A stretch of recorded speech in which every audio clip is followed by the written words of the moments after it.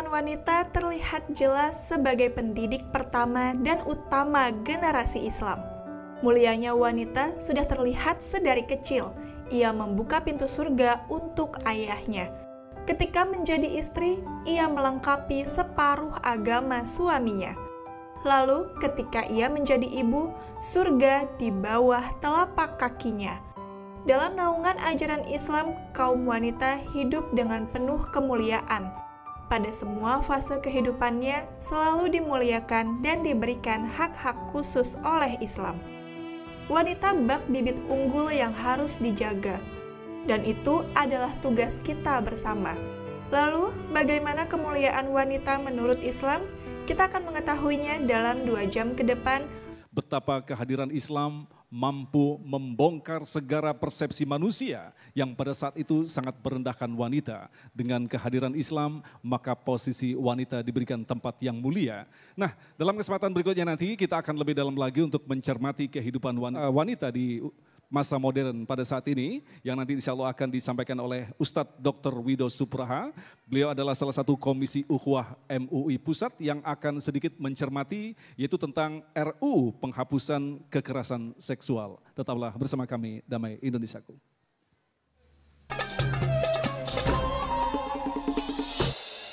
Terima kasih, pemirsa, Anda masih bersama kami Damai Indonesiaku yang mengangkat tema tentang memuliakan wanita. Dan dalam segmentasi yang berikut ini, Dr. Wido akan memaparkan kepada kita tentang realitas wanita di zaman modern. Silakan, Ustaz. Bismillahirrahmanirrahim. Uhayyikum jami'an bitahiyyatil islamil khalidah wa tahiyyatul islamis salam. Assalamualaikum warahmatullahi wabarakatuh.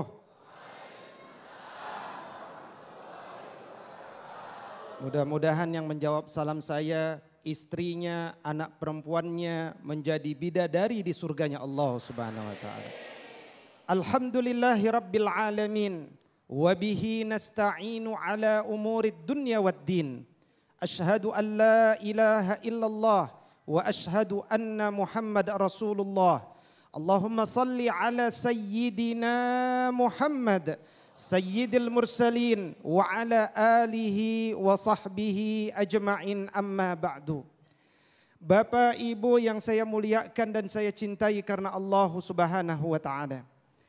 Ketika Nabi SAW berkhutbah, di antara ayat yang menjadi pembuka daripada khutbahnya adalah Quran surah perempuan ayat 1. Surat apa namanya? An-Nisa. Kata Allah Subhanahu wa taala, "Ya ayyuhan nas, ittaqu rabbakumul ladzi khalaqakum min nafsin wahidah wa khalaqa minha zawjaha wa bassa minhuma rijalan katsiran wa nisaa'a. Wattaqullaha alladzi tasaaluna bihi wal arham innallaha kana 'alaikum raqiba."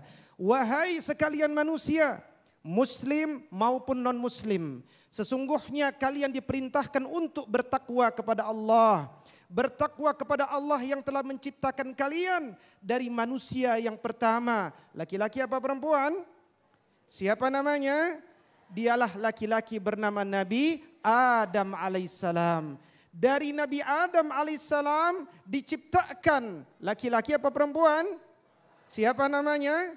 Hawa. Maka menikahlah mereka. Maka Allah Subhanahu wa taala menjelaskan kepada seluruh manusia, awal penciptaan adalah Adam dengan Hawa, bukan Adam dengan Adam atau Hawa dengan Hawa. Karena kalau Adam dengan Adam, Hawa dengan Hawa, tidak akan mungkin Allah turunkan keturunan laki-laki dan perempuan yang banyak. Maka kemudian dari sini jelas Nabi Muhammad sallallahu alaihi wasallam dalam hadis nomor 273 yang saya kutipkan dari Babul Wasiyah lin Nisa dalam kitab Riyadhus Shalihin. Pernah baca buku kitab Riyadhus Shalihin? Siapa yang menulis? Al-Imamun Nawawi Asy-Syafi'i rahimahullah ta'ala. Kata Nabi sallallahu alaihi wasallam an Abi Hurairah radhiyallahu taala anhu qala Rasulullah sallallahu alaihi wasallam istausu bin nisa'i khaira, berikanlah kabar baik kepada wanita, fa innal mar'ata khuliqat min dila', sesungguhnya wanita itu diciptakan dari tulang rusuk, wa inna a'waja ma fid dila' a'lahu, dan sesungguhnya yang paling bengkok daripada tulang rusuk itu adalah yang paling tinggi. Maka kemudian idza zahabta tuqimuhu kasartahu, laki-laki kalau kalian ingin meluruskan dengan paksa tulang yang bengkok itu, tulang itu akan patah. Tetapi kalau kalian membiarkannya walam ya'zal a'waj, maka kemudian dia akan tetap dalam berada kebengkokannya. Fastausu bin nisa, maka berikanlah kabar gembira ini kepada wanita. Bapak dengan ibu yang saya muliakan karena Allah Subhanahu wa taala, dari sini agama mengajarkan bahwa laki-laki dengan perempuan berbeda ciptaannya. Perempuan adalah bagian daripada laki-laki. Makanya laki-laki kalau kehilangan perempuan, ada yang hilang daripada jiwanya. Laki-laki kalau kehilangan perempuan, maka kemudian ada yang hilang daripada hatinya. Begitupun perempuan ketika berjauhan daripada laki-laki, dipisahkan tempat tidurnya, dia kemudian merasa tidak nyaman. Ini kalau kita pakai cara pandang Islam. Wanita hari ini, kalau dia tidak pakai cara pandang Islam, maka dia pakai cara pandang selain Islam.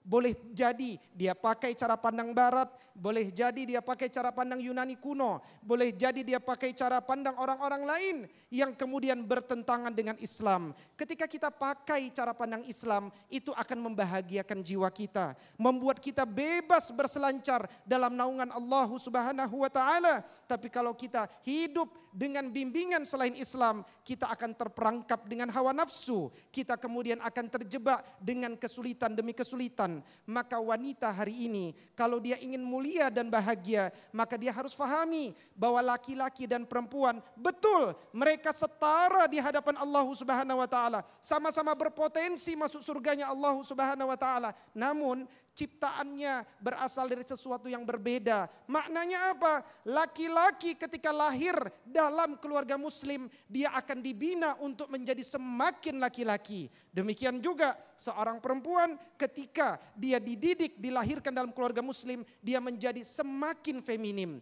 Berarti kurikulumnya pun harus berbeda antara kurikulum laki-laki dengan kurikulum perempuan. Laki-laki mungkin mengendarai mobil, militer, kekuatan. Perempuan dia belajar sesuatu yang membuat dia menjadi semakin kokoh untuk disiapkan menjadi madrasah, sekolah bagi lahirnya generasi-generasi terbaik dalam zaman peradaban Islam. Dan ini adalah pembagian. Buktinya perempuan diberikan infrastruktur untuk menyusui dan melahirkan. Bapak-bapak, ada tidak infrastruktur itu? Enggak ada. Ini menunjukkan bahwa laki-laki dan perempuan tidak harus setara di dunia. Tapi insya Allah dengan pembagian tugas yang berbeda ini, masing-masing punya kesempatan yang sama untuk masuk ke jannahnya Allah Subhanahu wa taala. Oleh karena itu, kemudian jangan menggunakan pemikiran-pemikiran daripada selain Barat. Hari ini Bapak dengan Ibu muncul pemikiran ideologi transnasional dari Barat. Judulnya feminisme. Apa yang muncul dari feminisme? Satu tuduhan bahwa kalau perempuan itu menikah dengan laki-laki, berarti perempuan itu berada dalam dominasi laki-laki.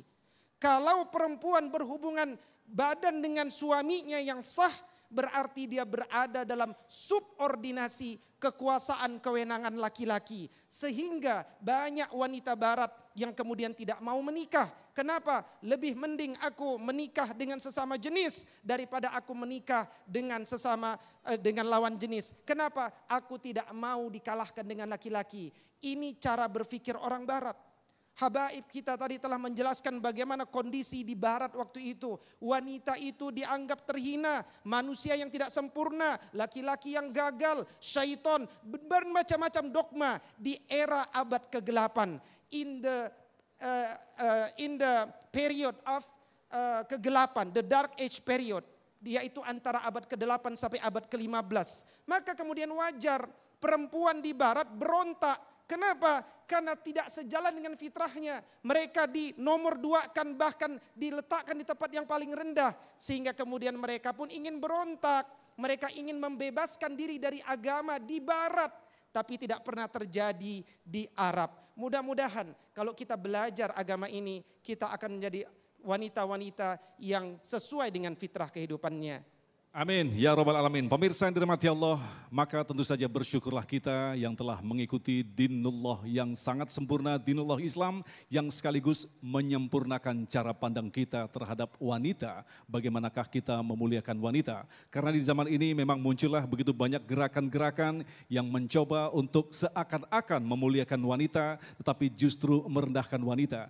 Disitulah pentingnya kita mencermati kembali tentang rencana undang-undang, yaitu tentang penghapusan kekerasan seksual. Mengapa rencana ini atau rencana undang-undang ini banyak melahirkan begitu banyak kontroversi? Kita akan cermati dalam segmentasi selanjutnya. Tetaplah bersama kami, Damai Indonesiaku.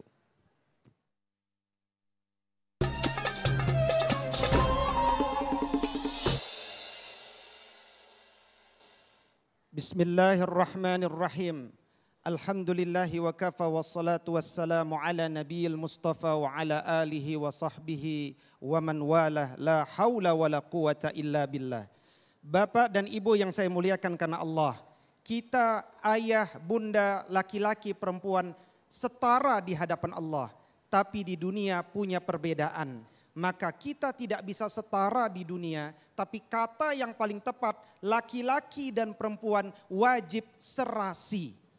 Hari ini Indonesia sedang kembali diuji dengan hadirnya satu rancangan undang-undang penghapusan kekerasan seksual yang telah diperjuangkan sejak tahun 2016. Namun semakin hari tahun ini 2019 menjadi satu di antara 9 undang-undang yang menjadi masuk bagian prolegnas sehingga akan diketok palu. Target mereka adalah akhir bulan Mei kalau tidak salah. Undang-undang ini judulnya bagus, ingin membela wanita. Namun kemudian setelah kami kaji, para pakar, baik bidang hukum, profesor bidang sosiologi, profesor bidang bahasa, profesor bidang psikologi, dan profesor di bidang agama, meneliti kandungannya, ternyata jauh sekali daripada ruh agama Islam, ruh agama-agama yang ada di Indonesia, ruh Pancasila, dan ruh budaya ketimuran. Seluruhnya berkiblat dari cara berpikir feminisme di barat. Bapak dengan ibu yang saya muliakan karena Allah, agar ini tidak hoax, Bapak dengan ibu terbuka untuk membaca seluruh draftnya. Karena setiap rancangan undang-undang dibangun di atas naskah akademik. Ternyata setelah kami kaji naskah akademiknya, isinya pun feminisme liberal, feminisme radikal. Dari kajian naskah akademik ini, kemudian muncullah rancangan undang-undang. Maka kami berinisiatif untuk segera bersama-sama, mari kita tolak rancangan undang-undang penghapusan kekerasan seksual ini. Alternatifnya, anggota dewan telah menyusun draft rancangan undang-undang ketahanan keluarga. Itulah yang seharusnya diangkat, namun malah tidak diprioritaskan. Karena katanya Indonesia ini ketahanan keluarganya masih sangat baik. Tapi pada saat yang bersamaan mereka melahirkan satu rancangan undang-undang yang dibangun di atas konsep wanita itu harus punya konsep my body is mine. Tubuhku adalah milikku sendiri. Maka di sini ada relasi kuasa dan relasi gender. Sebagaimana definisi kekerasan seksual dalam pasal 1 bab 1. Apa itu relasi gender? Secara jelas dalam satu buku yang ditulis oleh feminis liberal yang pernah diajukan di Kementerian Pendidikan dan Kebudayaan berjudul Buku Setara. Silahkan dibaca, di sana ditulis, wahai sobat-sobat kelas 1 SMP umur 13 tahun, seks dan gender itu berbeda. Seks itu jenis kelamin dari Tuhan, tidak bisa berubah. Tapi gender itu adalah pembentukan budaya, bisa berubah. Bahasa mudahnya apa? Jenis kelaminmu boleh jadi laki-laki, tapi gendermu, orientasi seksualmu, hasrat seksualmu boleh jadi berbeda dari laki-laki. Sehingga pekan lalu saya membuat email baru di Gmail, ternyata ketika saya masukkan seks sudah ada 4 pilihan sekarang. Male, female, unconfirmed, cannot be stated. Ini pilihan apa? Apakah kebingungan di barat ingin dibawa ke Indonesia? Padahal kita telah paham bahwa perempuan di barat merasa sakit hati ketika mereka merasa dijauhi di abad ke-8. Islam justru telah mengislamisasikan Arab dan seluruh dunia yang mengenal Islam. Sehingga siapapun yang mengenal Islam, wanita dimuliakan. Yang kedua, ada pelajaran relasi kuasa. Diriku adalah milikku sendiri. Orang di sekitarku siapa? Orang tua, sahabat, teman, guru, dan pacar. Orang tua boleh kok bilang kepada aku, nak pakai jilbab ya nak, karena engkau itu wajib. Nak jangan berpacaran ya nak. Nak jangan berhubungan badan ya nak dengan pacarmu. Boleh engkau terima. Tapi kalau engkau tidak wajib untuk menerima masukan dari orang tuamu. Karena engkau dengan orang tuamu setara. Maka kemudian secara jelas di teksnya disebutkan. Lakukanlah kalau yang mau pacaran sahabat-sahabat kelas 1 SMP. Pacaran sehat. Pacaran sehat itu apa? Di antara kesimpulan akhirnya. Engkau tidak wajib untuk memenuhi permintaan hubungan badan dari pacarmu. Kecuali engkau siap dengan konsekuensinya. Memang teks ini tidak ada di rancangan undang-undang penghapusan kekerasan seksual. Tapi ini ada dalam buku panduan reproduksi seksual yang diajukan. Bahasa rancangan undang-undang apa? Satu persoalannya. Kalau pelacuran tanpa paksaan maka dia boleh bahasa hukumnya. Yang disebut kekerasan seksual adalah pelacuran tanpa paksaan. Sekali lagi, pemaksaan pelacuran kekerasan seksual. Berarti bahasa hukumnya kalau pelacuran tidak dengan paksaan dia tidak kekerasan. Aborsi pemaksaan dia kekerasan seksual. Berarti kalau aborsi tidak dipaksa maka dia bukan kekerasan seksual. Bertentangan dengan Undang-Undang Kesehatan nomor 36. Kita usulkan kalau Anda ingin lanjutkan Undang-Undang Kekerasan Seksual ini ganti judulnya. Jadi Undang-Undang Kejahatan Seksual dan Penyimpangan Seksual. Langsung habis-habisan kita kaji apa itu perzinahan. Apa itu pelacuran, apa itu sodomi, apa itu pernikahan bebas, apa itu hubungan badan antara suami istri ketika istri sedang menstruasi, apa itu aborsi, apa itu hubungan seksual kepada mayat. Ini semuanya telah kita ajukan menjadi bagian daripada kejahatan seksual. Dan itulah esensi melindungi wanita. Bukan kekerasan seksual yang sekarang diajukan. Jadi bapak dengan ibu, kadang-kadang kita melihat judul baik tapi nggak males baca literasi isinya. Hari ini kita ingin mengajak seluruh kaum muslimin, seluruh bangsa Indonesia bahwa rancangan undang-undang ini tidak sesuai dengan Pancasila, agama-agama yang kita anut di Indonesia dan juga budaya ketimuran. Mari kita susun ulang, niat baik tidak melulu mengcopy paste dari peradaban barat. Sebagai contoh Bapak dengan Ibu, di pasal 12 dan pasal 16 kita diskusi di kalangan hukum. Ternyata di situ ada pemahaman kalau Bapak meminta hubungan seksual dengan ibu tidak confirm, ibu kena delik kekerasan seksual. Tapi kalau ibu menolak, bapak memaksa, bapak kena hubungan seksual. Nah loh, ini kemudian menjadi situasi menjadi rumit. Apalagi kemudian di rancangan undang-undang itu menunjuk langsung bahwa undang-undang mengamanatkan kepada Komisi Nasional Perempuan untuk membuat materi bahan pengajaran reproduksi sosial yang saya khawatir materinya persis seperti yang tadi saya sampaikan. Bersama kita bisa, kita tolak daripada undang-undang penghapusan kekerasan seksual, tulis surat sebanyak-banyaknya ke anggota DPR. Aqulu qauli hadza wa astaghfirullah li wa lakum. Assalamualaikum warahmatullahi wabarakatuh. Waalaikumsalam warahmatullahi wabarakatuh. Baik, pemirsa yang dirahmati Allah, tentu saja kita ingin lebih dalam lagi mengkaji, mencermati tentang RUU PKS ini. Insya Allah kita akan sediakan satu segmen untuk menjawab pertanyaan-pertanyaan Anda selepas pesan-pesan berikut ini. Tetaplah bersama kami, Damai Indonesiaku.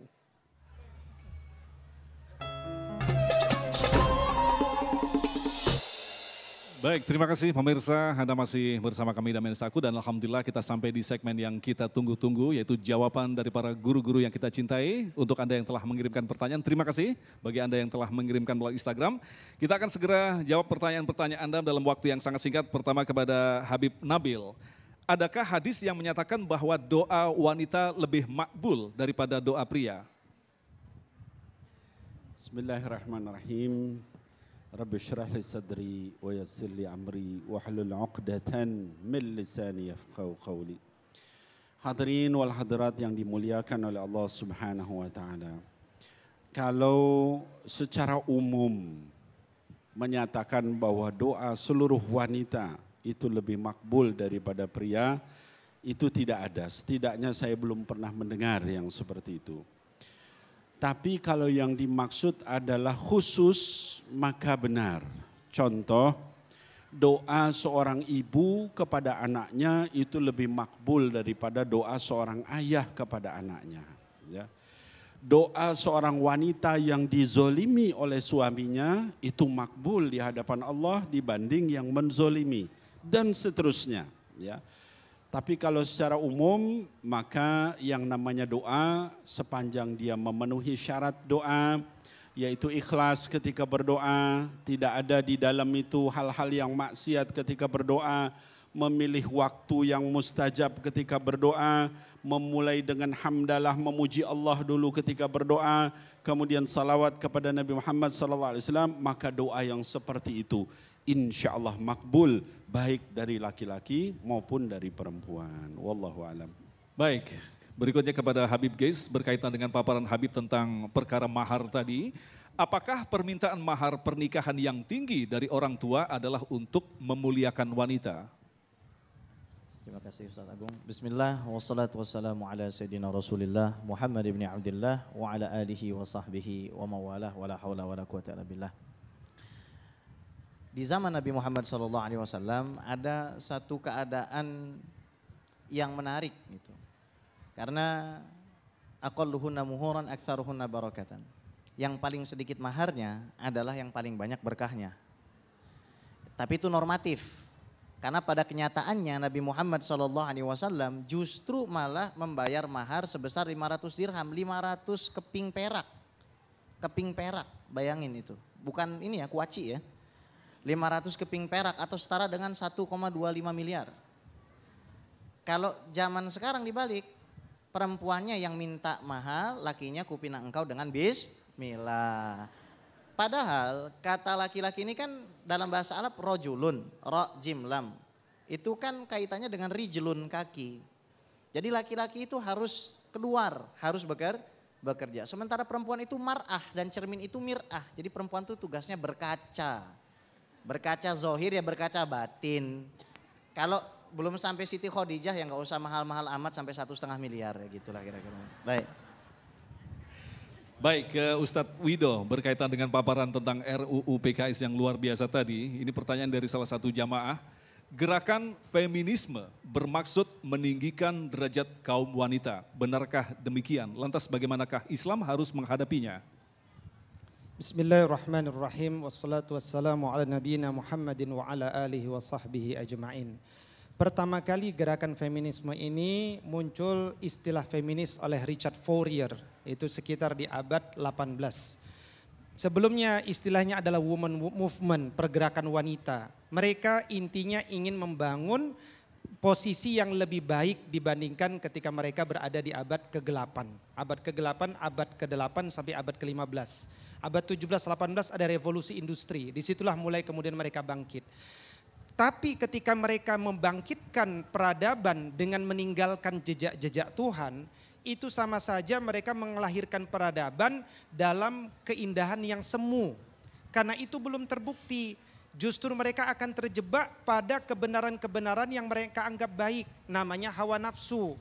Maka kalau mereka terjebak pada hawa nafsu, mereka tidak akan ketemu dengan as-sa'adah, kebahagiaan yang sebenarnya. Justru mereka akan bertemu dengan kekecewaan atau as-syaqawah. Maka ada seorang barat di abad 19 mengatakan namanya Anis. Dia bilang, satu-satunya agama yang aku temukan dalam sejarah peradaban menempatkan posisi wanita dalam posisi yang baik, baru aku temukan dalam Islam. Dan karena itu aku masuk Islam. Walhamdulillahirabbil alamin. Baik, kembali ke Habib Nabil. Apa makna hadis Nabi berkaitan dengan sebuah pertanyaan tentang siapa yang patut dimuliakan? Ibumu, ibumu, ibumu, dan ayahmu. Bismillahirrahmanirrahim. Rabbi shrah li sadri wa yassir li amri wahlul 'uqdatan min lisani yafqahu qawli, amma ba'd. Hadirin wal hadirat yang dimuliakan Allah Subhanahu wa taala. Hadis yang berbunyi ummuka ummuka ummuka thumma abuk, ya. Ibumu, lalu siapa lagi yang harus saya hormati ya Rasulullah? Ibumu. Siapa lagi yang harus saya hormati ya Rasulullah? Ibumu. Siapa lagi yang saya hormati ya Rasulullah? Baru ayahmu. 3 kali ibu, 1 kali ayah. Hadis itu diriwayatkan oleh Imam Bukhari dan Muslim di dalam sahih keduanya. Hadisnya sahih, muttafaqun alaih. Makna dari hadis ini sangat dalam, Bapak Ibu sekalian. Ini karena tadi ada pembicaraan sedikit tentang emansipasi, feminisme. Kalau dalam sisi Islam itu memberikan derajat kaum wanita sesuai porsinya, Ustadz Agung. Istilahnya tupoksi, tugas pokok dan fungsinya. Islam tidak menyamakan laki dengan perempuan itu sama dalam bentuk di rumah tangga antara suami dengan istri sama, tidak. Ya. Bagi seorang istri, syurganya, jannahnya adalah ridho suaminya. Hadis sahih. Dan sebaliknya bagi seorang laki-laki, jannahnya, syurganya adalah ridho ibunya. Subhanallah, betapa adilnya Islam. Ya, kalau kita seorang ibu-ibu sekalian jangan khawatir. Nanti kalau kita punya anak laki-laki, maka anak laki-laki itu adalah ridho ibunya, harus didahulukan daripada istrinya. Ya. Sebaliknya kalau di rumah tangga, maka ridho suami adalah yang harus kita dahulukan. Di sini menunjukkan ada tempatnya, sehingga enggak berantem. Wanita punya fungsi yang tertinggi sebagai ibu. Laki-laki punya fungsi yang tertinggi sebagai suami di rumah tangga. Masya Allah, peradaban mana yang bisa menempatkan seadil itu sehingga tidak berantem laki dengan perempuan. Wallahu a'lam. Baik, kembali ke Habib Geis. Mohon penjelasan tentang hadis yang menyatakan bahwa kebanyakan penghuni neraka adalah wanita. Bismillah. Wassalatu wassalamu ala Sayyidina Rasulillah Muhammad ibn Abdillah wa ala alihi wa sahbihi wa mawalah wa la hawla wa la quwata illa billah. Hadis ini muttafaq alaih, itu bottom line-nya. Kalau sudah muttafaq alaih pasti sahih, makbul, diterima sebagai hujjah. Matan hadisnya, ittala'tu fil jannah fara'aitu aktsara ahliha al-fuqara wa ittala'tu fin nar fa wajadtu aktsara ahliha an-nisa. Aku melihat ke dalam surga, banyak ketemui adalah orang miskin, dan melihat ke neraka yang banyak ketemui adalah perempuan. Tapi kenapa mesti difokuskan ke sini? Karena agama Islam itu terdiri dari targhib wa tarhib. Ada hadis lain yang justru malah harus menjadi titik fokus bagi diri kita. Kalau memang Nabi sudah mengancam kita bahwasanya yang akan menjadi kebanyakan penghuni neraka adalah perempuan, harusnya perempuan itu lebih giat beribadah. Idza shallatil mar'atu khamsaha, kalau perempuan itu salat 5 waktu, wa shamat syahraha, kemudian puasa di bulan Ramadan, wa hafizat farjaha, menjaga kehormatannya, wa ata'at zaujaha, taat kepada suaminya, qila laha, dikatakan kepadanya udkhuli min ayyi abwabil jannati syi'ti, silakan kamu pilih dari pintu surga mana kamu mau masuk. Maka kita harus berimbang di dalam menyikapi hadis-hadis seperti ini dengan cara merujuk kepada pemahaman ulama Ahlus Sunnah wal Jamaah. Allahu a'lam. Jazakallah. Baik, kembali ke Ustadz Wido.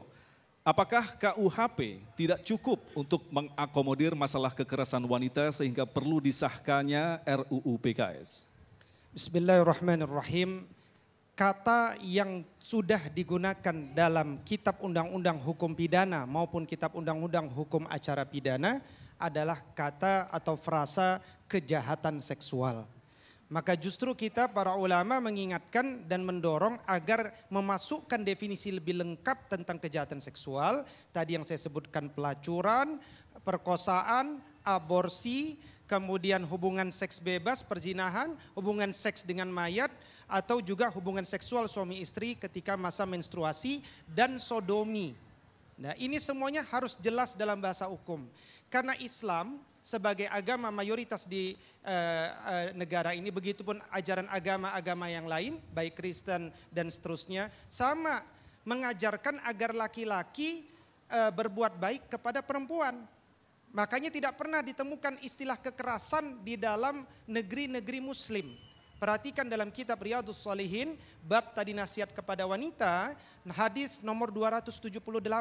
An Abi Hurairah radhiyallahu taala anhu, hadis ini diriwayatkan oleh Imam At-Tirmidzi dengan derajat hasan sahih. Kata Nabi sallallahu alaihi wasallam, akmalul mu'minina imanan ahsanuhum khuluqa wa khiyarukum linisaihim. Bahwa sebaik-baik sesempurnanya iman seorang laki-laki nih kita adalah orang yang paling baik akhlaknya, dan yang paling baik akhlaknya di antara kalian adalah yang paling baik akhlaknya kepada istri-istrinya, anak-anak perempuannya. Maka kemudian kita dorong kalau rancangan undang-undang ini ingin dilanjutkan, gunakan terma rancangan undang-undang kejahatan seksual dan penyimpangan seksual. Coba dengerin apa kata gerakan feminisme. Saya jamin mereka akan tolak. Demikian, assalamualaikum warahmatullahi wabarakatuh. Jazakumullah khairan katsiran, guru-guru yang kita cintai telah memberikan paparan yang sangat luar biasa sekali. Mudah-mudahan tema yang kita angkat di kesempatan kali ini merupakan penyemangat bagi kita untuk kembali membuka kembali, yaitu pemahaman tentang hasanah Islam yang sangat kaya. Tentu saja ini adalah salah satu cara kita untuk membentengi begitu banyak pemikiran-pemikiran yang masuk untuk merusak cara berpikir kita. Tetapi yang jelas Rasulullah telah mengenalkan kita kepada ajaran yang amat sangat sempurna, yaitu dinullah Islam, yang telah mampu menyelesaikan segala permasalahan dalam kehidupan manusia. Insya Allah di akhir nanti kita akan berdoa bersama, mudah-mudahan Allah selalu melindungi kita dari gangguan-gangguan yang setiap saat selalu kita hadapi sebagai bentuk ujian yang nyata dalam kehidupan di dunia ini. Tetaplah bersama kami, Damai Indonesiaku.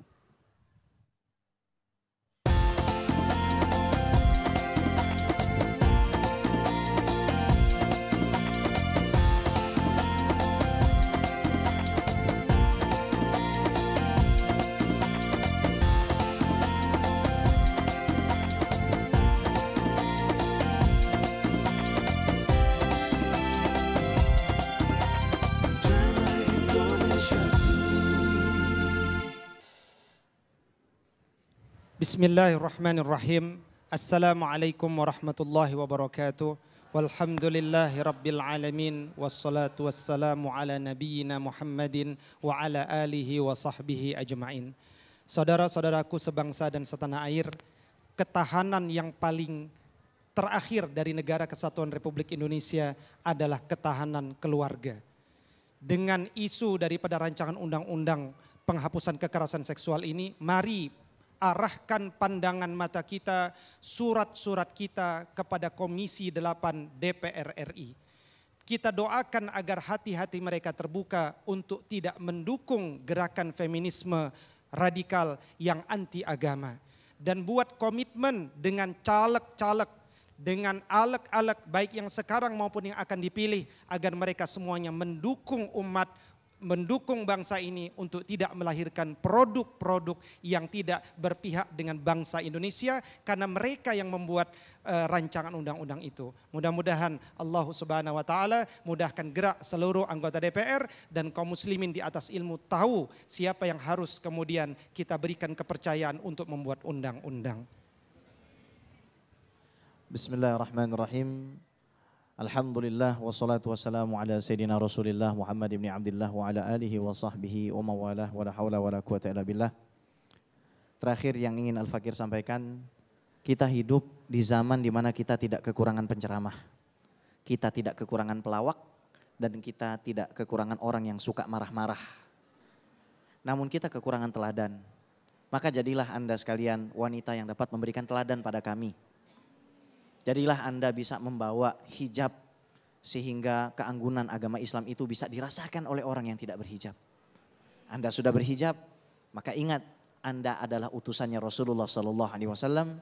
Karena barang siapa hidup untuk menyenangkan Nabi SAW, maka Allah Subhanahu Wa Taala akan menyenangkan hidup dunia dan akan membalasnya dengan sebaik-baik balasan di akhirat kelak. Allahu a'lam. Assalamualaikum warahmatullahi wabarakatuh. Waalaikumsalam warahmatullahi wabarakatuh. Demikian pemirsa yang dirahmati Allah, Damai Indonesiaku untuk kesempatan kali ini, dan insya Allah di Sabtu depan tanggal 2 Maret kami akan hadir dari Hall B JCC Senayan Jakarta dalam rangka acara Islamic Book Fair yang insya Allah nanti akan menghadirkan Ustadz Haikal Hasan, Ustadz Dasat Latif dan Kang Abik. Akhirnya saya Agung Izul Haq dan kerabat kerja Damai Indonesiaku serta pendukung acara ini Sarung Wadi Murtantu Sarung kita mengucapkan terima kasih atas perhatian Anda. Assalamualaikum warahmatullahi wabarakatuh.